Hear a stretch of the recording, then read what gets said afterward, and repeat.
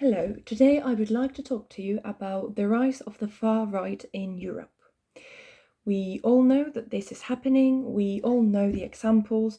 We have Giorgia Meloni's victory in Italy, we have the creation of the party Vox in Spain some years ago, and we have many different neo-Nazi movements and parties in Sweden and Germany, etc.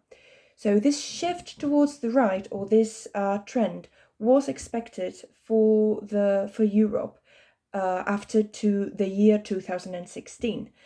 In 2016, we had the Brexit election and Donald Trump's victory in the USA national elections.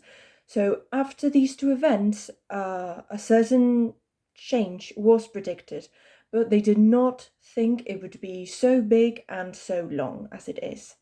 Looking further into the Italy example, Giorgia Meloni's party won 26% of votes, and because they are working in coalition with two other far-right parties, the far right is leading the Italian government.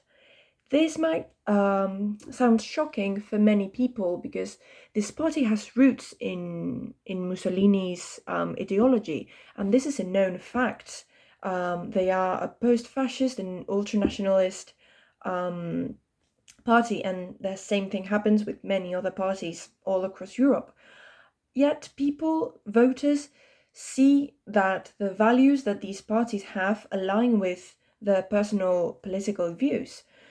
So this is quite worrying for many experts because they have this doubt.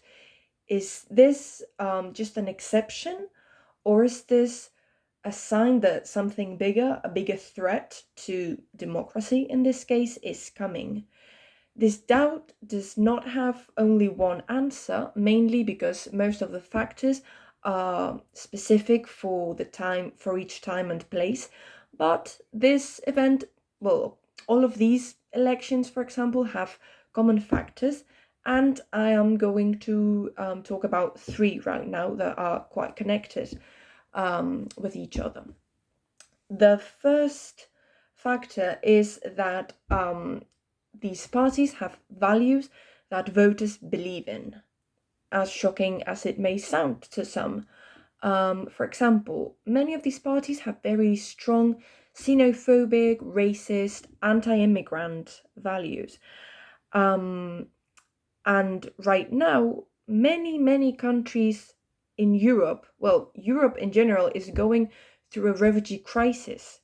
So European citizens are really worried about refugees. It's something that is affecting their daily lives. So it's the perfect time for someone to be anti-immigrant, to be convinced into these type of parties. And it's not a coincidence that in many places where the refugee crisis is even bigger, like Germany and Sweden, are the countries that have many anti-immigrant, anti-refugee, etc. movements. The second factor is that these populist parties use the "we say what you think" discourse. Again, these are far-right parties. They have fascist roots, but they have somehow managed to brand their product as something more centrist. They have branded themselves as working against the elite and pro the working class. And so they are acting super democratical and super politically correct when they are just masking the truth or some of the truth. And the third factor is that there has been a shift in the European voting pattern. So if we look at the Swedish example, for example, the far-right party has done really well in rural areas and really badly in big cities and university cities. And this is quite common nowadays. In rural areas, we have mostly working class people, less educated people, and all of these people feel devalued precisely because they are working class and live in rural areas.